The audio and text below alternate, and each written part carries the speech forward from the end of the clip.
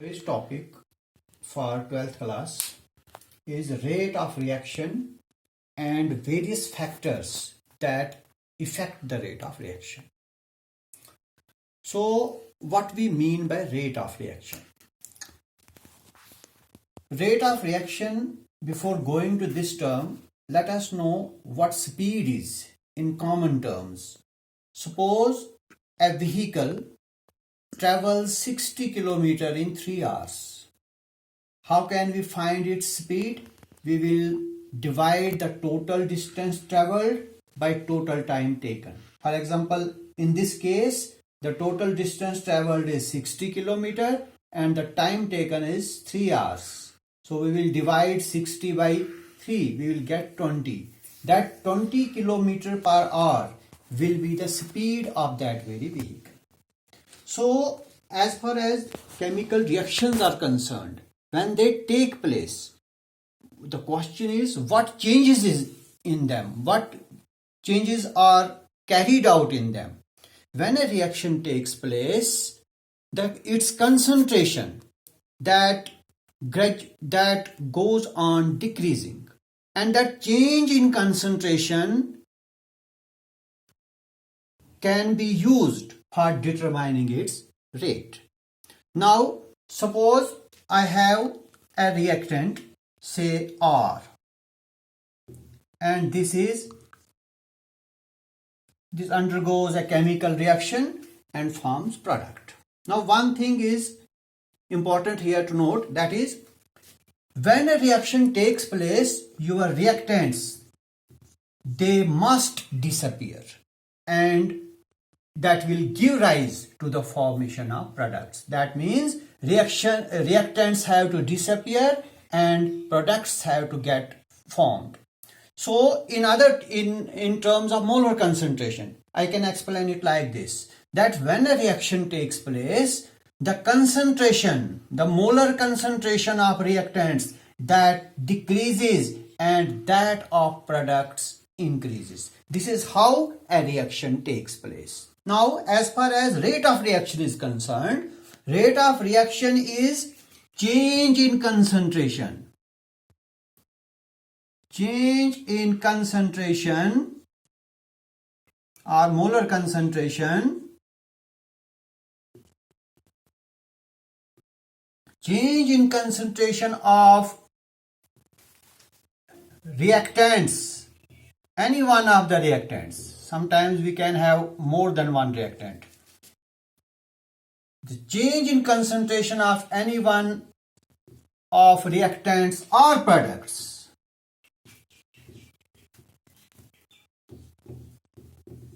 in unit time. By unit time I mean, say 1 second, 1 minute, is called rate of reaction. So, if we take this reaction, this general reaction, how can we find its rate of reaction? Its rate of reaction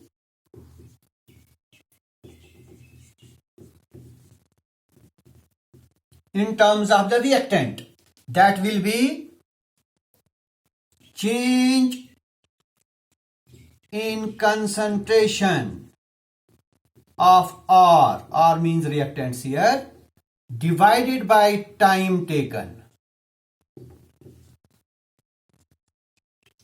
Mathematically, we can write it like this: change, that is delta, in molar concentration of reactants, when we keep a certain term in square brackets, that represents molar concentration. So, molar concentration of any term, whether reactant or product, that is represented by keeping that term within square brackets. So square brackets means molar concentration. Change in molar concentration of reactants upon delta T, that will give you the rate of reaction. So this is rate of reaction when we take reactant into consideration. But we can again determine the rate of reaction in terms of product. That can be rate of reaction, change in concentration of R, that is delta molar concentration of products, that is P upon delta T. Now, only one difference in these two. That difference is when we take reactant into consideration, we will place a minus sign here. What does this minus sign means? Minus sign means decrease in the concentration of reactant. As I earlier told you that when a reaction takes place, there is decrease in the concentration of reactant, and that decrease is represented by minus. While in case of products, there is no need of putting this minus sign here, because there is no decrease, there is increase in the concentration of products. So this is a change. Now let us take some examples.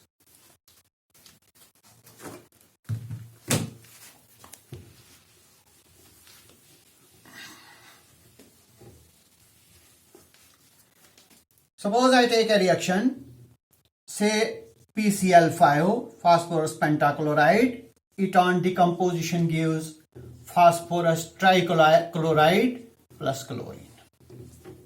Now let us find its rate of reaction. Now as we see here that we have one reactant and two products, so we can determine its rate in three ways. First, rate of reaction, taking into consideration this reactant. We have only reactant here, one reactant here. Then I will write like this: negative for decrease in concentration, delta molar concentration of PCl5 upon delta T. That will give you the rate of reaction of this reaction. We can also find the rate of this reaction by taking into consideration the products. We have two products here, so we can have rate of reaction in two ways. That is, one way will be change in concentration. No need of putting minus sign here, because we are taking the products, and the concentration of products is bound to increase. So no minus here, we will place a plus here, the plus is automatically there. So molar concentration of phosphorus trichloride upon delta T. Since we have two products here, we can find its rate like this also. Delta change in concentration of chlorine divided by delta T. So these are various methods of determining the rate of reaction. In this reaction, what we find that the reactants and products, they have same coefficients known as stoichiometric coefficients. Stoichiometric coefficients. Now what are these coefficients? These are the numbers of reactants and products in a balanced chemical equation. For example, this is a balanced chemical reaction. Its stoichiometric coefficient is 1 here. Its stoichiometric coefficient is 1 again. And its stoichiometric coefficient is 1 again. So in this reaction, what we find? The stoichiometric coefficients are same. That is why we find the rate of reaction in this way. But sometimes we can have different stoichiometric coefficients. For example, let me take an example of a chemical reaction having different stoichiometric coefficients. First, let me take general reaction, then I will take an example. Suppose A plus B, that gives rise to the formation of twice of C. Now see in this reaction. In this reaction, what we find? We have different stoichiometric coefficients. There is 1, here again 1, but here we have 2. So there is a difference in stoichiometric coefficients. So in these reactions, we have another method of determining the rate of reaction. First, rate of reaction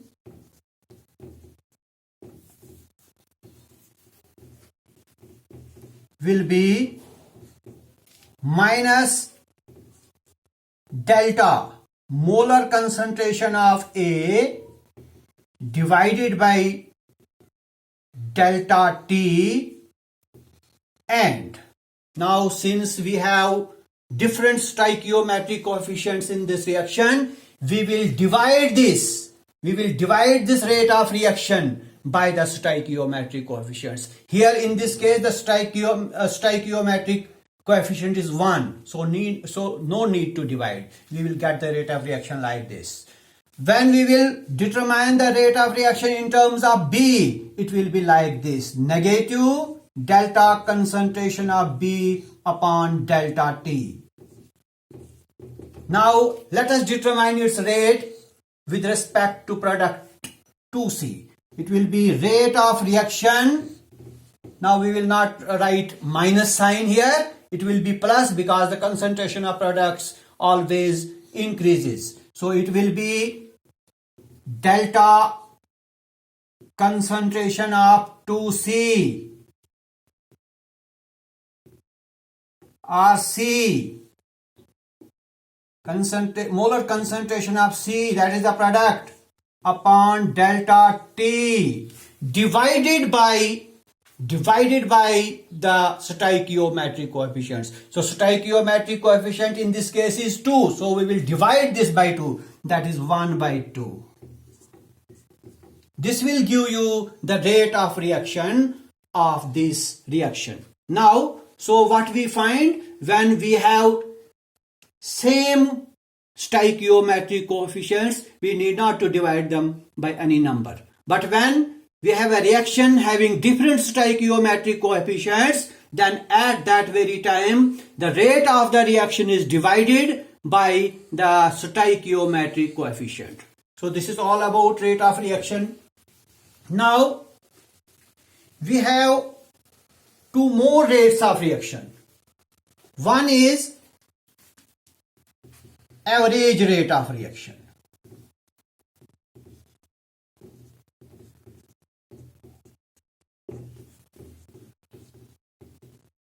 And another is instantaneous rate of reaction.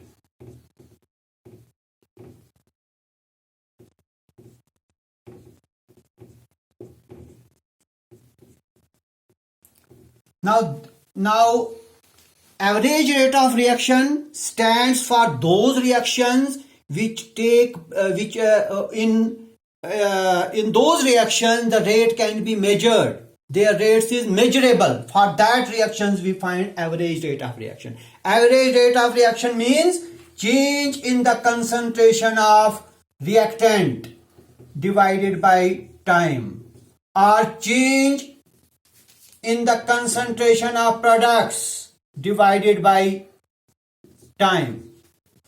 This is average rate of reaction. In average rate, it is the average of instantaneous rate of reaction. It is the average, as the term suggests. Basically, your average rate of reaction is the rate of reaction. It is the rate of reaction at over a period of time, that takes place over a period of time. That is average rate. But as far as your instantaneous rate of reaction is concerned, it is again the rate of reaction, but at a particular point. And that particular point is a very short point. This rate of reaction is for those reactions which are instantaneous, that is, which are very fast, which take place immediately. And as far as these reactions are concerned, they take 10 raised to power minus 12 to 10 raised to power minus 16 seconds to take place. A very short time. These reactions take place within no time, I must say. For example, ionic reactions. Ionic reactions, for example, this is an ionic reaction, AgNO3 plus sodium chloride. Now what will happen? We will get precipitates of silver chloride plus sodium and nitrate ion. This is an example of instantaneous rate of reaction.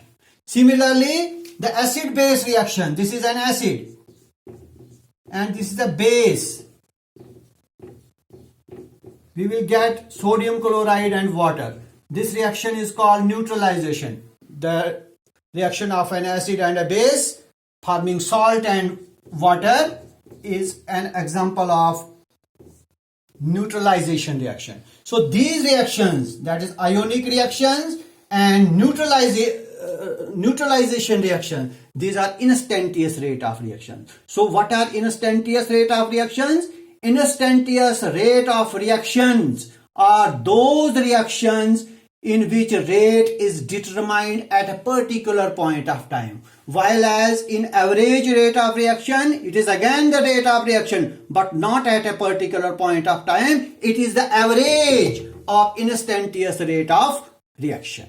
So this is difference between average rate of reaction and then instantaneous rate of reaction. But here, when we determine the rate of reaction of these, average, when we find average rate and instantaneous rate, there is a bit of difference while we determine their rate of reaction. Let me take an example. Suppose I have to find average rate of reaction of a particular reaction. Say this is mercury plus chlorine. Let me take an example. It will give you mercuric chloride, HgCl2. If I want to determine its average rate of reaction, I will get its average rate of reaction like this. Average rate of reaction of this reaction will be negative of change in concentration of mercury upon time taken. Or if I take chlorine into consideration, it will be negative delta into molar concentration of chlorine upon time taken. If I take products into concentration, it will be delta concentration of mercuric chloride upon time taken. This is average rate of reaction. But when it comes to instantaneous rate of reaction, let me take an example of instantaneous rate of reaction. For example, I have silver NaCl plus silver nitrate. This is an ionic reaction, and all ionic reactions are instantaneous reaction. This is instantaneous reaction. Now what will happen in this case? I will get silver chloride precipitates plus NaNO3, that is sodium nitrate. Now, since this reaction is instantaneous, it takes place very short time. It takes place within no time.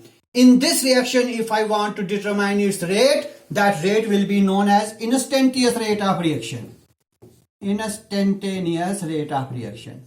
And this rate will be determined by just replacing what? This delta by d, another derivative. There will be change in derivative. When I will change this term, that means this stands for average rate and d for delta, it stands for instantaneous. Please remember this. This stands for average rate of reaction and this D stands for instantaneous rate of reaction. Now if I want to determine its rate, it will be like this. Negative of delta, but this time it will be D. Molar concentration of NaCl upon delta T. Again you find here change in the derivative. Similarly, it can be like this also. Minus delta of AgNO3, molar concentration of AgNO3 upon delta T. Or if I take AgCl into consideration, it will be delta Ag, molar concentration of AgCl upon delta T. No negative here because this is product. Similarly, we can determine the rate of reaction taking NaNO3 into consideration. So this is how your average rate of reaction and your instantaneous rate of reaction are represented. Only one change, that we replace this by this delta. Then it becomes instantaneous rate of reaction. Now, there are certain factors which influence the rate of reaction. Those factors are,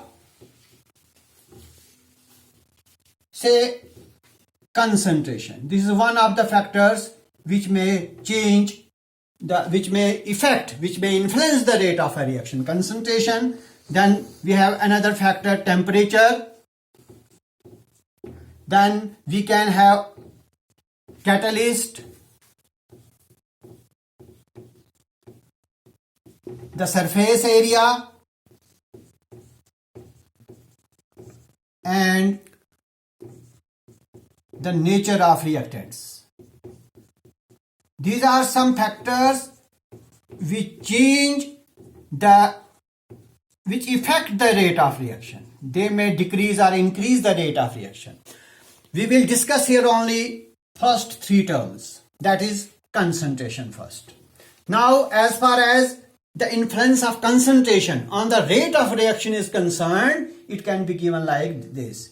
Concentration of reactants is directly proportional to the rate of reaction. Now, what does it mean? If the concentration of reactants is directly proportional to rate, it means that if we increase the concentration of reactants, the rate of reaction is bound to increase, and vice versa. That means if we decrease the concentration of these reactants, the rate of reaction will decrease. So concentration has direct influence on the rate of reaction. As far as the influence of temperature is concerned, the increase in temperature increases the rate of reaction. That means rate of reaction is again directly proportional to temperature. If you increase the temperature, rate of reaction will increase. If you decrease the temperature, rate of reaction will decrease. And it has been found that for every 10 degrees centigrade rise in temperature, if we increase the temperature by 10 degrees centigrade, the rate of reaction gets doubled. For every 10 degrees Celsius increase in temperature, the rate of the reaction gets doubled. So this is the effect of temperature on the rate of reaction. And then we have catalyst. Catalyst, as you know, it is an agent, it is a substance that